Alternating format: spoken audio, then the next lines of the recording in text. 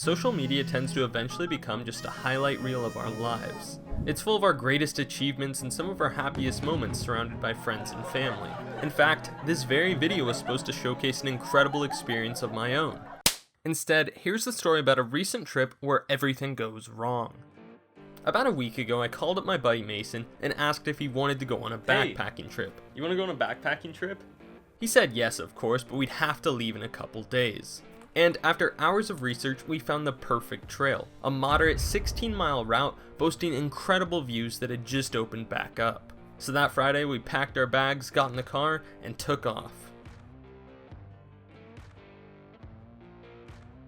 As we drove deep into the Winiarski National Forest, I decided this was a prime opportunity to not only get out of town, but test my skills and make the best travel video I possibly could. Unfortunately for us, our car wasn't equipped for the conditions, and the numerous potholes and creeks forced us to set up camp before reaching the actual trailhead. We didn't have cell service, but we figured we were only a few miles from the start of the trail, so we set up camp and took off like a couple of nomads to find the trailhead for the following day. Alright, so we just arrived at camp. Turns out we're gonna have to add an extra 3.5 miles to the trek because we cannot cross the stream in our current vehicle. Wow. It's actually very doable right now, but I'm afraid it's gonna go higher. Crossing the stream on foot was no big deal, but the second stream, no, more accurately second river, had completely washed out the road. So we're scoping out the trail right now. There's about 50 feet of, I don't know, what is it, foot deep rushing water. At least some of ours we can see the bottom. Still, no big deal. I switched my Crocs over to sport mode and... Woo-hoo-hoo. It's gonna be fun to pack. Dude, my legs are frigid. They just untied my shoe. Unfortunately for us, the road was completely destroyed. We sloshed through the muck and mud until the sun went down, but the trailhead was still nowhere to be seen. All right, same time. Give me a time of how long we've been walking. Okay? 3, 2, 1. 2.5 hours. Okay, you said 2, I said 2.5. We've been walking for a long time. We found absolutely no sign of the trailhead, and we have no idea how to find it. We have no signal, no phones, no GPS. Look how dark it is. And we accomplished next to nothing. And we're gonna have to go through that raging stream again just to get back to where any of our stuff is. Literally all I have on me are the clothes on my back and this GoPro. Eventually we decided to turn back, return to camp, made some pasta, and just accepted that we'd have our work cut out for us for the next couple days.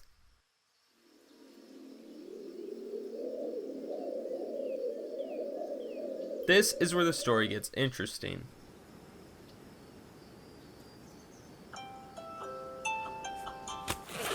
Ah, there it is. There's the charm. We woke up early the next day, the sun was shining, the birds were chirping, we made good time packing our bags and putting our gear away. Actually, cross that, we made great time. Oh, I just got hit by a big drop of rain. My sleeping bag. Within minutes, we'd found ourselves in a torrential downpour. Let's tip the whole tent into the rain. I mean, I have these two. I'm almost... Oh, yeah, and there was thunder and lightning too. We later discovered that this was an enhanced threat of severe weather. It was at that point it finally hit us. We needed to leave. We should probably get out of here. We gotta move. We have to leave. Like, I don't want to stay here and have it get worse and we stay here for another day. This might be the heaviest rain I've ever been in. I know. And they're in the middle of the mountains in a car that shouldn't be up here. It's a normal destination as well. It's another day in the life. Alright, so we're calling a classic PNW audible. We're heading to Mount Rainier because that's what you do when the hike you want to do is closed. It's about 2 hours out of the way, but we're going to make it happen. So we said forget this and drove another 150 miles to Mount Rainier National Park, determined to make something happen. We're 1.1 miles from the trailhead. We just drove 2.5 hours from the last one. So we're kind of just praying this happens to be open. Josh. Does that say road closed? Drive all the way up to it. Good times right here. Good times. Well, that sucks. Woo! So we got back in the car and ended up just finding a casual day hike. desperate to just move around and catch some views. Alright, so we found a trailhead, talked to some of the people who already hiked it. Supposedly it's about 6 miles, but the last half mile is in snow and it's a little bit sketch. So we've got the crampons, got the poles on the back, and we're gonna hit this thing full send. Supposedly the views are pretty good and we'll get some snow and mountains. And already waterfalls. There we go. Oh, the peak, 3.8 mile up, no big deal. Hella easy.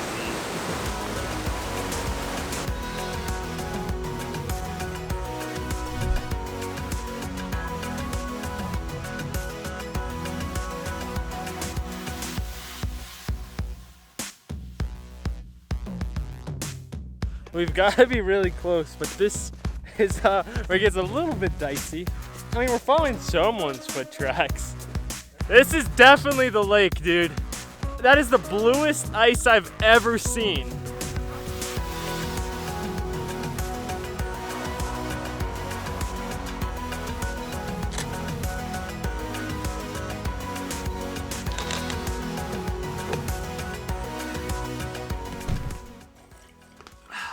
So, as you can see, the trip was a complete mess.